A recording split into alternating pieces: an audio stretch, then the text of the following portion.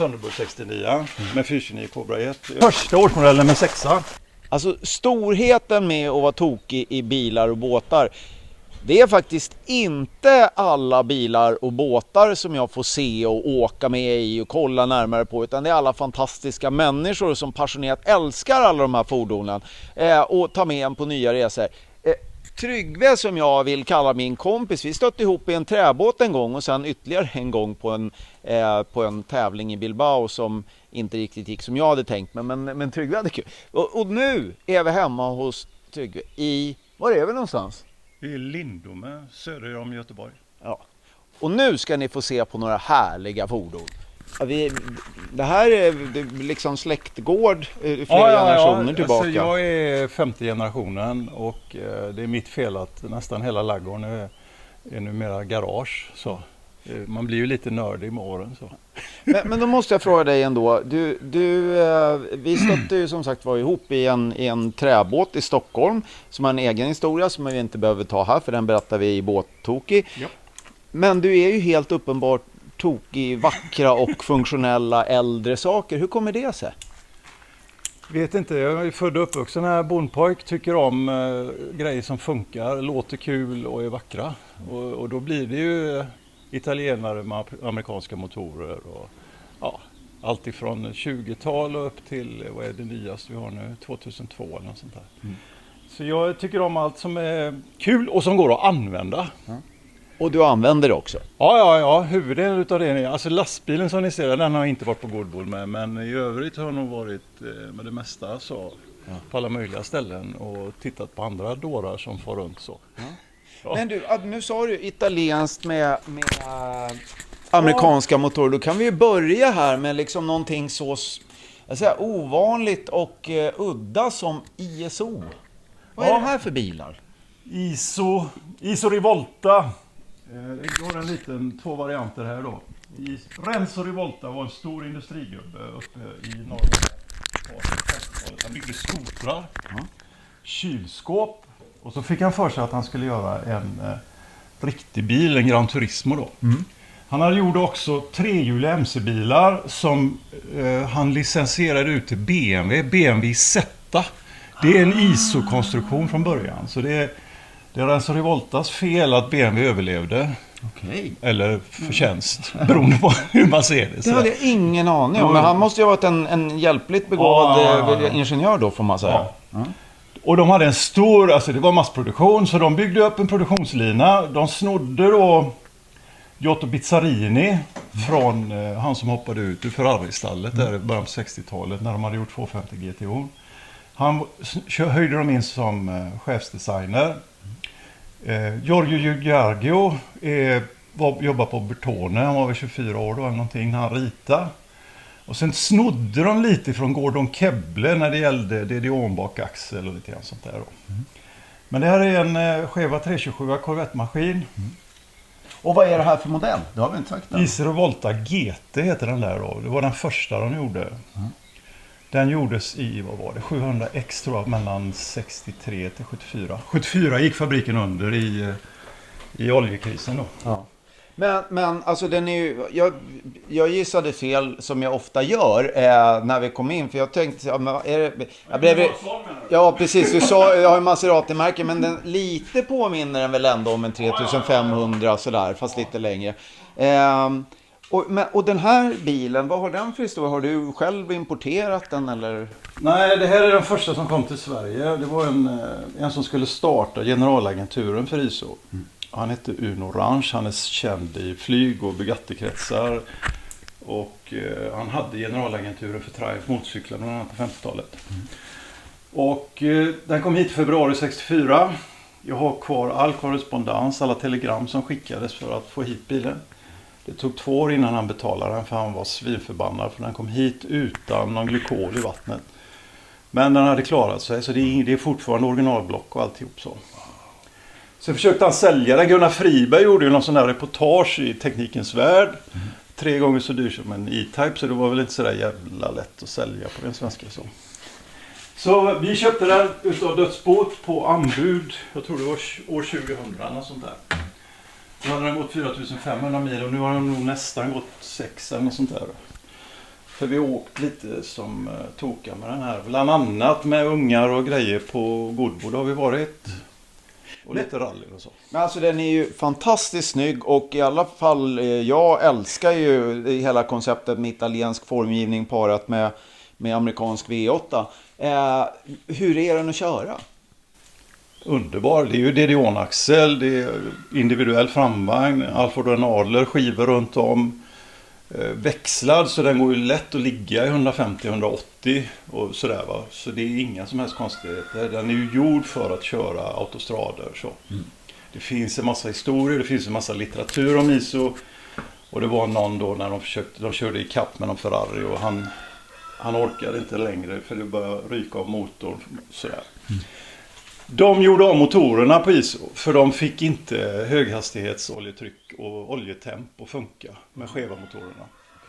Så på den här sitter en original sump, men på Griffon sitter en jättestor magnesiumsump då, som ISO har gjort själva till småblocken. Men då kommer vi då till Grifo. Den här är ju mer, och då när vi, för att jämföra med andra italienare som är betydligt vanligare men ändå ovanliga. Visst påminner väl ändå den här lite om den första Lamborghinin, vad hette den? 350 GT, ja. Absolut. Lite väl ändå. De är ju samtida, de är ju det. Alltså, det är ju också Bertone och Giorgio Giugiaro då. Det var han som ritade golfen sedan en gång i tiden. Han gjorde ju rätt många jobb kan man lugnt säga. Men det här var ju min drömbil. När jag såg den första gången i någon sån där konstig automobil eller någon sån där konstig tidning. Så tyckte jag fantastisk bil med rätt design, rätt väghållning och en amerikansk maskin som man vågar köra med den. För jag tycker om att använda den. Den här har jag kört grusvägar i Norrland med. Jag har varit på Goodwood och överallt så. Men vad... Kul bil. Och det är samma, det är 327 är den här också då? Det är det. Ja. Den här sitter en automat. Det ligger en manuell här inne men den har inte blivit gjort så. Nej. Men det är väl alltså ändå 327, hur stark är den? Vad är på ungefär? Det är inga sådana hemska märkvärdigheter. Nej. Men de erbjöd med 365 hästas också och femväxlat ZF och lite grann sånt där. Men jag var så jävla lycklig att jag bara hittade en som gick att lösa. Ja. Då går det inte att vara kinkig. Så. Nej. Men hur länge har du haft den här? Ja, herregud, 35 år tror jag. Men du, den är väldigt fin. Har du liksom fixat till den så? För den här är ju verkligen superfin. Det är Campagnolo. Och så vi la på originallacken för 10-15 år sedan någonting. Eller originalkulören då. Det var någon blå... Men den här kommer från England. Den togs in ut en kille söder om Södertälje. När jag hade varit tittat på min första Aston så kommer en kille på färjan. Han hade köpt en Aston. Och vi började ljuga ihop och då säger han att han hade en Griffo i garaget på 80-talet så. Och då gick jag igång på det men han skulle inte sälja. Men det tog några år så hade jag tjatat hål i huvudet. Men alltså den är ju vilken jäkla bil. Och sen här, ja men det är ju lite som man förväntar sig men det är ändå som man blir lite chockad utav. Alltså bara designen på instrumentbrädan. Och alltså det här.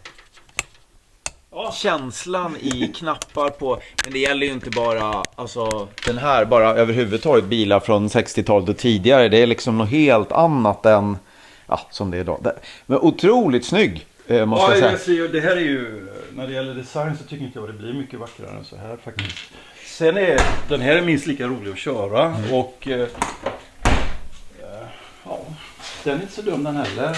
Nu är den ju matt och Volvo Amazon röd efter att ha stått under ett träd i Göteborg någon gång sent 60-tal och lacken förstördes. Jag har en original färgkarta. Det finns en liten ställe i Clusone, norra Italien, som håller på att renovera de här. Han köpte hela reservdelslagret när ISO-fabriken gick i konkurs 74. Nu kommer jag inte ihåg vad han heter, men jag har varit där och hälsat på och de är 80-åriga gubbar där som går runt och lagar gamla ISOs.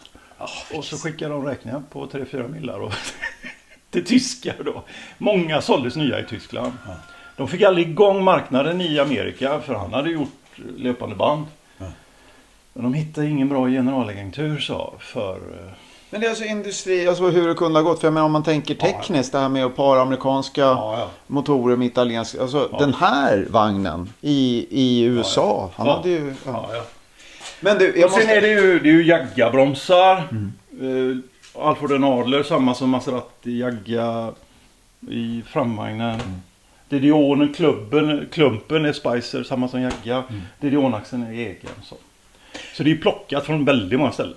Många bra ställen kan man säga. Ja, det var ju ingen slump så. Nej. Men du antydde lite det att du på en färja börjar prata med någon Aston-kille. Här i vägg så har du lite annat som är inte italienskt då. Nej, jag ramlade ju ner i Aston-träsket tidigt där alltså. Så, ja. Ska vi gå in och kolla på ditt hörn av Aston-träsket. Aston-träsket är bra. Jag måste ju ta fronten på den här också.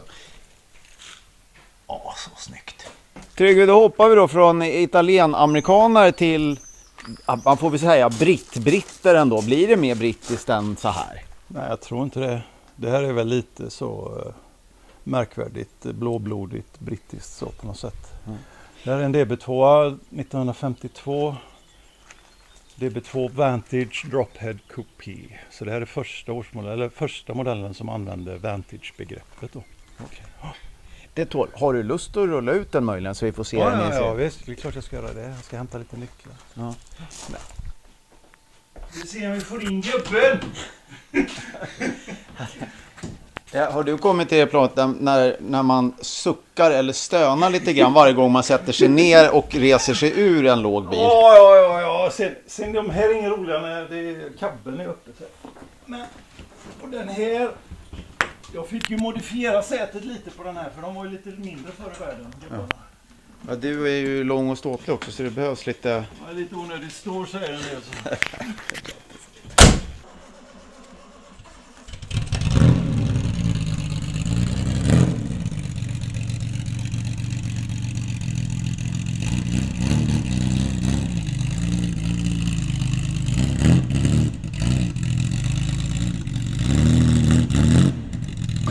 Vilken fantastiskt vacker bil. Jag har ju bara sett den på bild förut när du berättade om den när vi var i Bilbao så kollade jag hur. Men otroligt vilken skönhet. Jag gillar ju stridsvagnsgråa kulörer så. Ja, vi hittade den under tanklocket för den här såldes ny i Kalifornien 52. 59 ställdes den under ett trä, stod ute fram till 2002 när en engelsman var och hämtade den. Och så hittade vi den på annons i England och då var den babyblå då, sådär som en del amerikanska campingbilar. Men den var ju helt sönderbränd men helt komplett då. Sönderbränd, alltså solbränd så att säga. Och så inredningen var ju som masoniter som var kvar och ja. Men var den körbar en gång då eller? Nej. Han hade börjat peta på den och sätta dit ett nytt elsystem. Ordnat en motor till så jag har en reservmotor. Ja, så vi tog det hit så då renoverade den och då hade jag hjälp av Bengt Mörner som ägde den enda utav två svensksålda. Prins Bertil köpte en och en mekaniker till nämnda Uno Orange köpte den andra i Göteborg. Så den gick som ny i Göteborg. Men vad är historien bakom Aston Martin DB2? För jag i alla fall, jag säger de flesta, men jag i alla fall börjar min Aston-historia med, var det DBS som kördes av vad heter han, Sinclair i Snobbar som jobbar? Ja, jag tror det. Och det var DBS. Det var en sån som ser ut som en Mustang fast så. Men det var ju min första Aston, den jag pratade om på. Ja, det var en V8, en 74. Ja. Och jag gick igång på V8, hela aluminium, dubbla överliggande kammar, 4 V, alltså hela det konceptet, aluminiumkaross och sådär va. Så det dröjde ju länge innan jag fattade att det här var fräckt. Ja. Precis, och det är härifrån Aston kom med liksom fantastiska körbilar. Ja, förkriget så var de började ju 1913, men egentligen gjorde de ju inga bilar förrän sådär efter första världskriget. Så. Och sen byggde de ju väldigt sådär små lätta sportbilar, 1,5 liter för kriget. Sen efter kriget då så köpte ju David Brown märket. Och några månader senare köpte han även Lagonda som också var en sån där ett jättekänt märke på Ja, som förkrigare. V.O. Bentley jobbade på Lagonda. Han gick dit efter han hade blivit av med sitt. Så. Och då hade Aston en litet idé om vad de skulle ha för bil efter kriget. Men David Brown satte igång och bygga den här och då tog han Lagonda-motorn, rak 6 som sitter i den här. Och det här chassit då och Inhouse Frank Freely tror jag han heter. Han jobbade på Lagonda som gjorde designen. Och den här kom i 4950 och nu jämför med XK och Jaggen och så. Alltså den här är väldigt mycket modernare. Det är inte alls det där. Vad heter det? Ja. Bulliga. Nej, så. Sen körde de Le Mans 3-litersklassen. 49, 50, 51 sådär och vann något år. Aldrig med dropheaden utan med salonerna då. Och så försökte de sälja allt vad de orkade ner till Amerika och överallt då. Det kom 7 stycken DB2 till Sverige direkt efter kriget.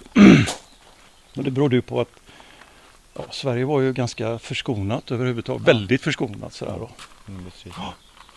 Så, och jag fick provköra den enda DB2-cabben som fanns i landet och som Bengt hade. Och blev helt så jävla kul bil. Så, ja.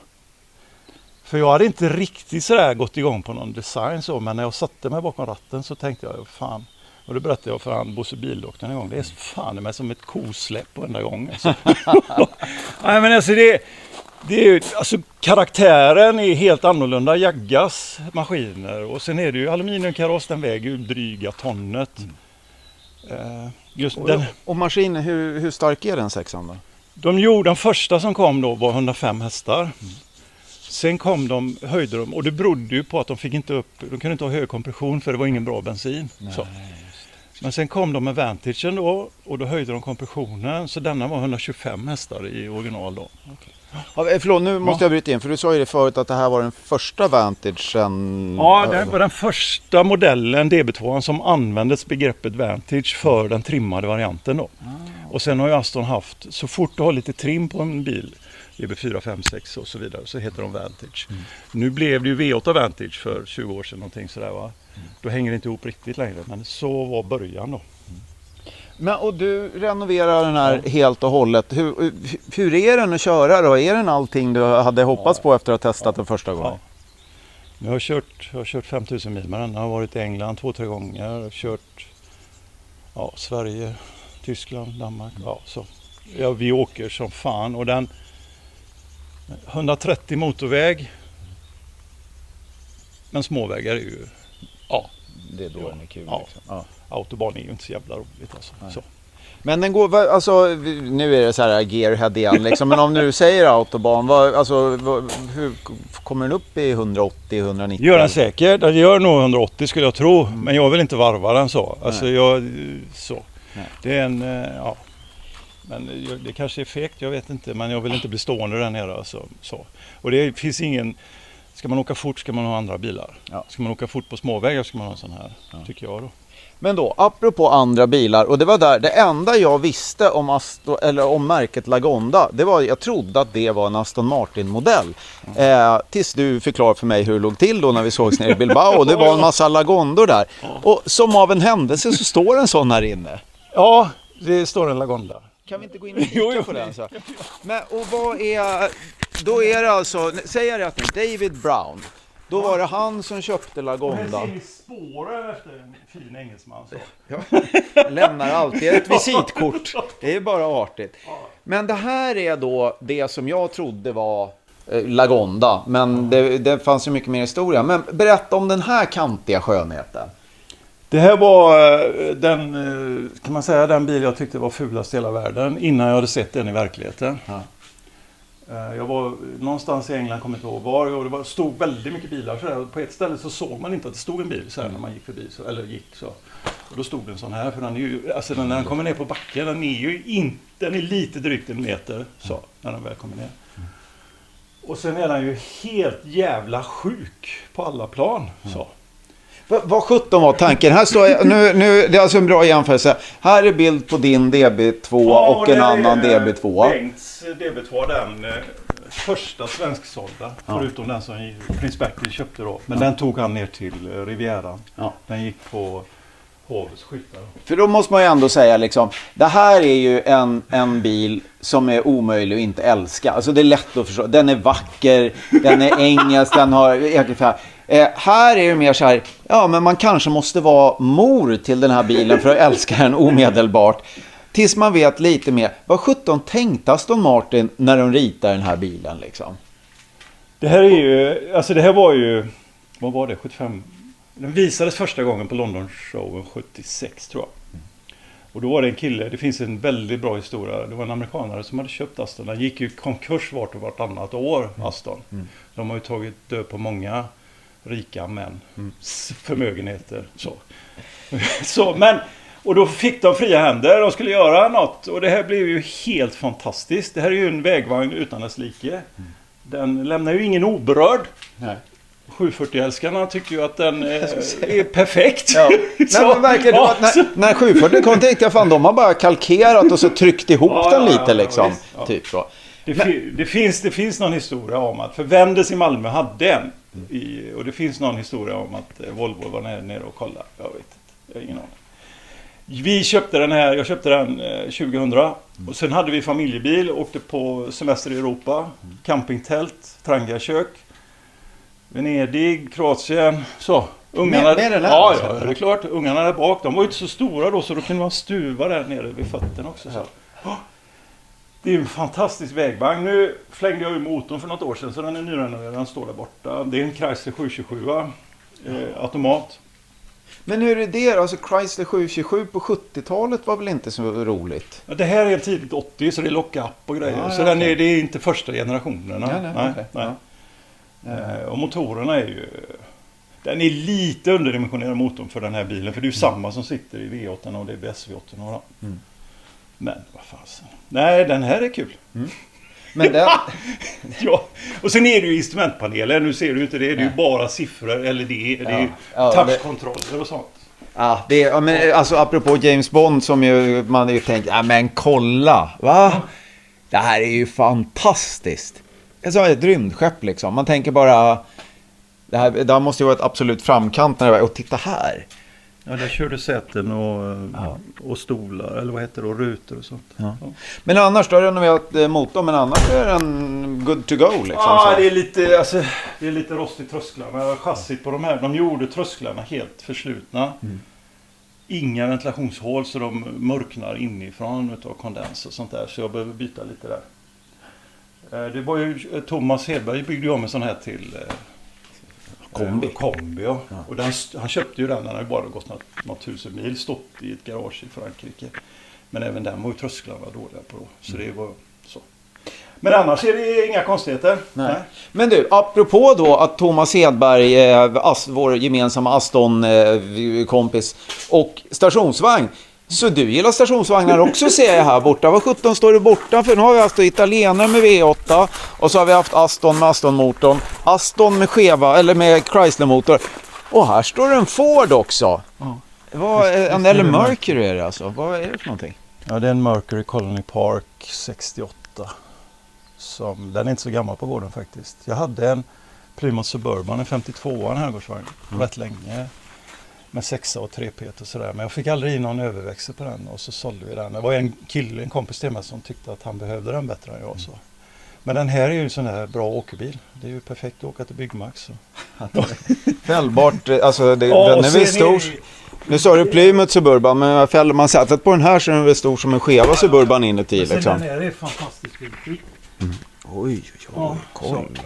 Så, och det är roligt när det är på riktigt så. Men är den renoverad eller har du... Ja, det måste den vara. Alltså. Jättefin. Var hittar du den någonstans? I Vaggeryd! Så? Ja. Nej, så en av mina första bruksbilar var en Thunderbird 69 med 429 Cobra 1. Jag är lite... Nu är detta en 390 annan motor. Men de är det är jävligt fint byggda bilar. Alltså, fan vad fint de går. Alltså jag har kört en del Rollsar och sånt där från 60-talet också, men de här går fan lika bra alltså. Ja. Plus att de kostar ju inget i jämförelse. Så. Nej. Och det går att laga vad som helst. Så. Men då måste jag fråga dig, alltså nu vi, som sagt, kan gå igenom hela garaget en gång till, men du är ju verkligen lika spretig som jag i bilälskeriet. Att det är liksom alla håll och kanter upp och ner. Men är det någonting som du tänker så här, ja men hittar jag en sån där, då ska jag skaffa den? Jo, men det har jag ju inte råd med. Jag har ju ingen riktig förkrigare att åka med. Så. Det finns de gjorde en modell som heter Invicta Low Chassis. Med en Lagonda, eller en Meadows Lagonda 4,5 liters motor i. Så. Eller en Lagonda från förkriget eller något sånt. Det skulle jag absolut kunna tänka mig. Men då ryker väl några andra här, tror jag. Ja, men det finns. Ja. Men tack så jättemycket för att jag fick kika. Jag måste ju... Men lastbilarna? Va? Jag ska säga. Vänta, jag stänger. Jag har det. Vi måste, är huven öppen så måste man ju nästan titta på 390. Ja, det är ju ett härligt utrymme, måste jag säga. Och då får du utbräna mig, för visst 390 är väl en big block, va? Ja, alltså är den inte mitt emellan där på något sätt? Hela den här FE, var inte det någonstans mellan big block och small block? Så jag tror, men den gjordes ju från upp till 428, så det borde ju vara någon big block-variant. Ja, fast jag var på någon körning här med Wheels i Eskilstuna, och då fick jag lära mig att det fanns 454 som small block. Du kan ju få upp en sån 327 till de storlekarna. Ja. Och det var min kompis Ke som förklarade för mig att det fanns 428 small block också. Jag tänker att det måste bli så tunna foder och sådär. Men det finns väl något skäl till att de inte är så vanliga kanske. Sådär. Men nu kan du köpa ett aluminiumblock som är byggt som den här. Med 565 kubiktum. Ja. Det kostar nog bara 400-500 000. Men om vi då ska gå från en 390 med mycket cubic inches, så kan vi gå till en annan jänkare. Men med lite mindre cylindervolym, får man säga. Jag tänkte säga A-Ford, men det här är ingen A-Ford. Det är ju en Cheva ju. Ja, Cheva 29. Den kom till de här trakterna, Marks kommun, alldeles här bredvid. Och som vanligt så kom de ju utan hytt då. De kom ju bara med allt. Så fick man ju bygga hytt och vilken typ av last du skulle ha själv där bak då. Så den här köpte jag väl för 10-15 år sedan. Så den var jag på byggmark med igår och hämtade virke. Så perfekt bil. Det här är ju första årsmodellen med 6:a. Toppen 6:a. Nu sitter det en motor som är från någon årsmodell senare. Den här kommer ur en brandbil. För det ska vara, jag för mig att det är stigförgasare på de första. Så. Men det innebär alltså att hytten och flaket, det är byggt i Sverige? Ja. Så den gick på någon sån här, sålde läskeblask eller svagdricka eller vad man nu använder på den tiden. Nej, så den här är ju oerhört funktionell. Så. Det är ingen risk för fortkörning. Den är fyrväxlad. Ettan kommer du nå upp i 7 kilometer tror jag. Det är en sån här krypväxel för att du ska ha lite när du har last. Och sådär. Men ändå, det är lite stöddigt ändå med träekrar på en bil som körs. Får ta det försiktigt i groparna. Ja, hickor i hjulen. Nej, men den är alltså 40-50 så går det hur bra som helst. Jag har varit inne och flyttat för ungarna i stan och med last och så. Nu ligger det spännband där, men jag brukar försöka använda riktiga så att man... Ja. Det ser rätt ut. Ja, men fantastiskt. Ja, men jag tänker... Jag måste ju fråga, för när jag kom där ser ni muskelmärsan står här uppe, så den får skämmas lite i din samling bilar. Men då såg jag att du hade en cab inne i garaget också. Ja, det står en cab. Ja, det står en cab där inne. Ja. Kan vi gå och kika vad det är för någonting? Ja. Men vi kan öppna huven så du får se Lagonda-maskinen. Ja, gärna.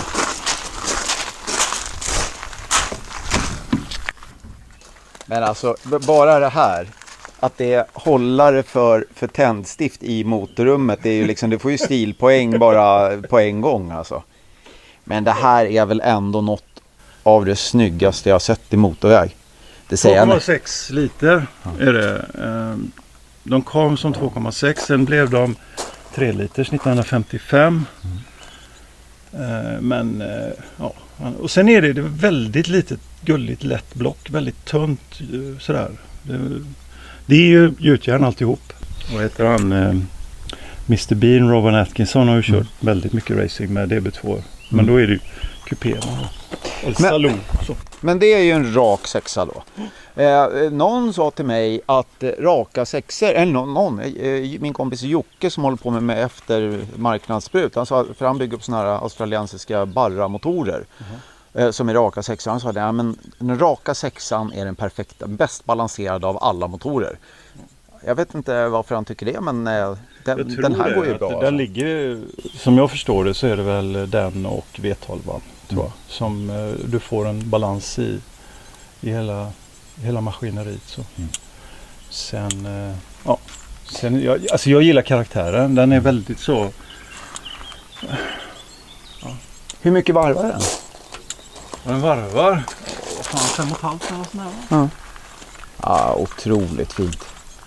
Varvräkningen går till 6. De är ju inte rödmarkerade, men jag har nog inte varit över 5, det tror jag inte. Nej. Fast återigen, det här, alltså det är ju så jäkla snyggt att ha utrymme för det här i motorrummet. Pump, huvudnyckel. Ja. Här ligger till domkraften. Domkraften står på andra sidan. Det är otroligt. Så kunde det tänkas lite mer tycker jag i modern design. Och förutom det liksom att allting är riktiga material och inte plast som det är nu för tiden liksom. Nej. Väldigt snyggt. Ska vi kolla den andra cabben då? Ja, det står lite halvfärdig, den står där uppe. Vad är det för någonting då? Det är en Dodge 39. Cabbe med svärmorslucka. Den kommer från Danmark, va? Eller? Ja, jag kan inte ihåg det. Vi har haft det, alltså, den har stått här länge. Jag har kört väldigt mycket bröllop här. Men cabben behöver förändras, typ bytas. Ja. Det är en gammal PV där inne också. Men, ja, jag ser det. Alltså det är ju 57 kanske, eller 56. 56. Ja. Det var ju 57. 39 har ju väldigt så udda glas där.